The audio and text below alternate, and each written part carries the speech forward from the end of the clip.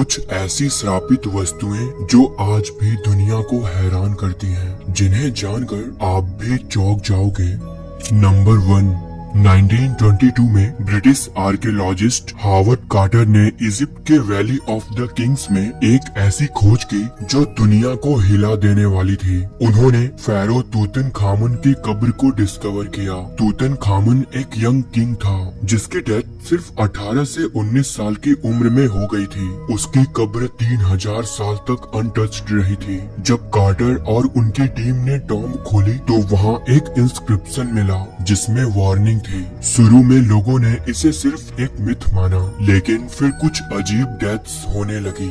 Lord कार्नरवॉन, जो इस expedition के मेन फाइनेंसर थे, उनकी डेथ सबसे पहले हुई। टॉम्ब खुलने के कुछ ही महीनों बाद उन्हें एक मॉस्किटो बाइट हुआ और वो इन्फेक्शन से मारे गए। उस समय की एक और स्ट्रेंज बात ये थी कि जब वो मरे तो कायरो के पूरे शहर की लाइट्स एकदम से बंद हो गई थी। इसके बाद और भी लोग जो टॉम्ब से जुड़े थे, उनकी डेथ सस्पिशियस तरीके से होने लगी। कुछ एक्सीडेंट्स से मारे गए और कुछ बीमारियों से। इस वजह से मीडिया ने इसे श्राप कहना शुरू कर दिया। लेकिन इंटरेस्टिंग बात यह है कि हावर्ड कार्टर, जो खुद टॉम्ब डिस्कवर करने वाले थे, वो 17 साल और जिए और नेचुरल डेथ से मरे। इस वजह से कुछ हिस्टोरियंस मानते हैं कि कर्स एक मीडिया हाइप था, जबकि कुछ लोग कहते हैं कि टॉम्ब के अंदर कुछ टॉक्सिक फंगस और बैक्टीरिया थे जो एक्सपोजर के बाद लोगों की हेल्थ खराब कर रहे थे। फिर भी आज तक तूतनखामुन की कब्र को डिस्टर्ब करने से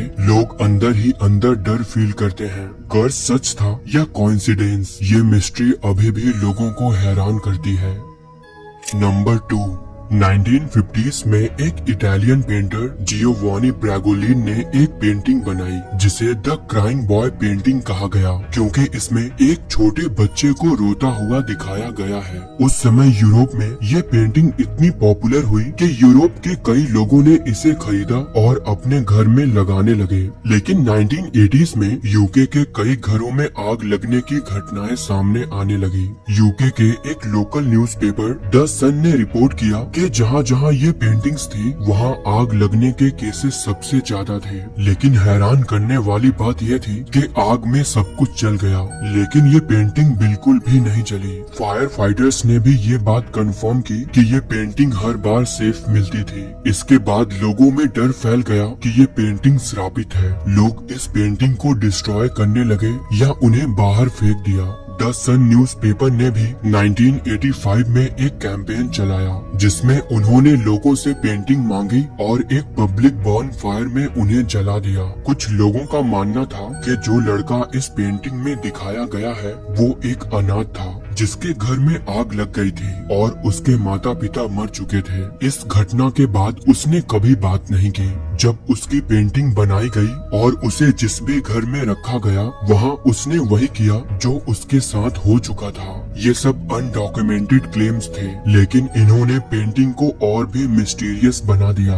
आज भी द क्राइंग बॉय पेंटिंग को एक हंटेड ऑब्जेक्ट की लिस्ट में रखा जाता है। नंबर 3, 1960s के एंड में एक नर्सिंग स्टूडेंट और उसकी रूममेट के पास एक रैगडी एन डॉल थी। धीरे धीरे उन्होंने नोटिस किया कि डॉल अपनी जगह चेंज कर लेती है। कभी खुद से रूम के दूसरे कोने में मिलती, कभी छोटे पेपर पे हेल्प मी लिखे मिले। फिर एक दिन उन्होंने देखा कि डॉल के पास से खून जैसा रेड लिक्विड आ रहा था। डर कर उन्होंने एक साइकिक बुलाया जिसने कहा कि ये डॉल एक छोटी लड़की एनाबेल की स्पिरिट द्वारा पोजेस्ड है। बाद में फेमस पैरानॉर्मल इन्वेस्टिगेटर एड और लॉरेन वॉरेन ने डॉल को अपने कस्टडी में ले लिया। वॉरेन्स का कहना था कि ये एक डीमन की प्रेजेंस थी, न कि एक इनोसेंट चाइल्ड स्पिरिट। उनके कहने के मुताबिक एक बार एक आदमी ने डॉल को चैलेंज किया और हंसकर कहा, अगर सच में डॉल में डीमन है तो मुझे कुछ करके दिखाए। उसी दिन उस आदमी का कार एक्सीडेंट हो गया और उसकी मौत हो गई। इसके बाद भी एनाबेल डॉल से जुड़ी कई और भी मौत की घटनाएं हुई जो लोगों को हैरान करती हैं। आज भी ये डॉल वॉरेन्स ऑकल्ट म्यूजियम में लॉक्ड ग्लास बॉक्स में रखी है, जिसमें पॉजिटिवली डू नॉट ओपन लिखा है।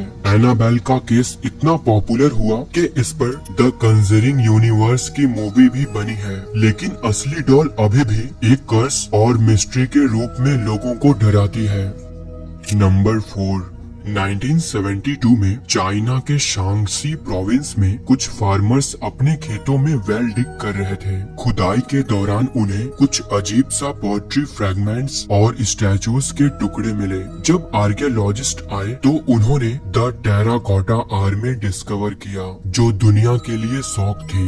ये आर्मी एक मैसिव अंडरग्राउंड मकबरा था, जिसे 3rd सेंचुरी बीसी में चाइना के पहले एम्परर किन शी हुआंग के लिए बनाया गया था। इसमें हजारों सोल्जर्स और हॉर्सेस के लाइफ साइज्ड स्टैचूज थे।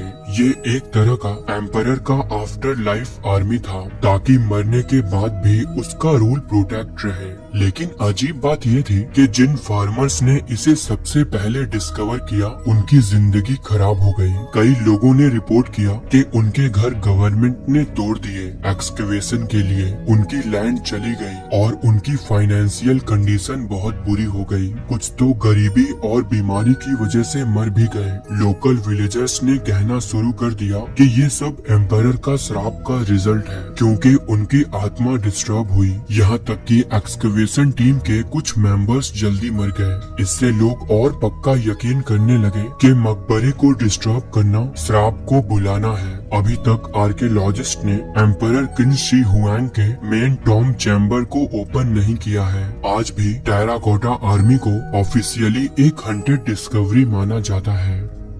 नंबर 5, 1941 में सोवियत यूनियन के आर्कियोलॉजिस्ट ने उज़्बेकिस्तान में एक मशहूर कॉन्करर तैमूरलंग की कब्र को खोज निकाला। तैमूरलंग 14th सेंचुरी का एक खौफनाक रूलर था, जिसने सेंट्रल एशिया से लेकर मिडिल ईस्ट तक अपना एम्पायर फैला दिया था। लोकल लोग हमेशा उसके कब्र से जुड़ी एक श्राप के बारे में बात करते थे। उसकी कब्र पर लिखा था, जो भी मेरी कब्र खोलेगा वो मुझसे भी भयानक हमलावर को जन्म देगा। लेकिन सोवियत टीम ने इस सुपरस्टिशन पर बिलीव नहीं किया और उन्होंने 19 जून 1941 को कब्र का ऊपर का पत्थर हटा दिया। इसके बाद जो हुआ उसने दुनिया को हिलाकर रख दिया। कब्र खोलने के सिर्फ 3 दिन बाद 22 जून 1941 को हिटलर ने सोवियत के खिलाफ ऑपरेशन बारबरोसा लॉन्च किया, जो वर्ल्ड वॉर 2 का सबसे बड़ा और खौफनाक ऑपरेशन बना। हिटलर ने 3 मिलियन से ज्यादा सोल्जर्स, 3500 टैंक्स और हजारों एयरक्राफ्ट्स डिप्लॉय किए। सोवियत फोर्स बिल्कुल प्रिपेयर नहीं थी, क्योंकि हिटलर और स्टालिन के बीच एक नॉन अग्रेशन पैक्ट साइन हुआ था, जिसमें दोनों ने एक दूसरे पर अटैक न करने का वादा किया था। लेकिन हिटलर ने ये वादा तोड़ दिया। इस वॉर में करीब 4 मिलियन लोग मारे गए।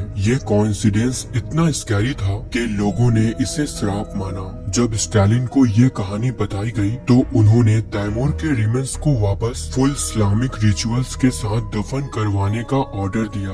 1942 के आखिर में जब ये रीबैरियल हुई तो कुछ ही हफ्तों बाद सोवियत आर्मी ने स्टालिनग्राड में जर्मन्स पर पलटवार करके वार का मोड बदल दिया और जर्मन्स को वापस खदेड़ दिया। आज भी हिस्टोरियंस इसे एक बड़ा कोइंसिडेंस मानते हैं, जबकि सेंट्रल एशिया के लोग कहते हैं कि ये तैमूर की कब्र को डिस्टर्ब करने का श्राप था।